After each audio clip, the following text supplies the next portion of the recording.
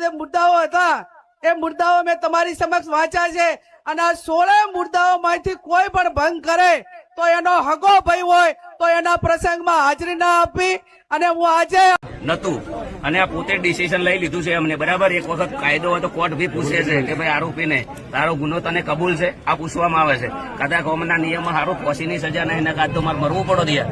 આ તો સારું છે. મિત્રો, તો ઠાકોર સમાજ બંધારણના દરેક આગેવાનોને મારી નમ્ર વિનંતી છે કે તમારા સમાજનું બંધારણ જ કરવું હોય તો ડીજેનું શા માટે કરી? ડીજેથી તો ઘણા આપણા ઠાકોર ભાઈઓ જ છે કે જે એમનો ડીજેથી રોજગાર મળી રહેશે અને એનું ઘર ચાલે છે. તો ડીજેનો જે કાયદો બંધ કરે છે બરાબર યોગ્ય નહીં. જો તમારે બંધારણ કરવું હોય તો દારૂ અને જુગારનું બંધારણ કરો. એ બહુ મોટો મુદ્દો છે. એનું જેમ કોઈ બંધ કરવા તૈયાર નહીં.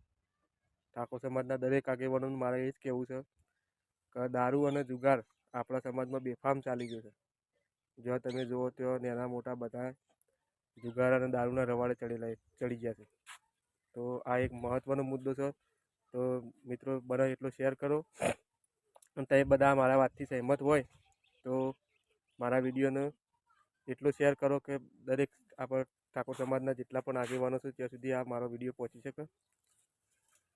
તો જય માતાજી, જય શ્રી કૃષ્ણ.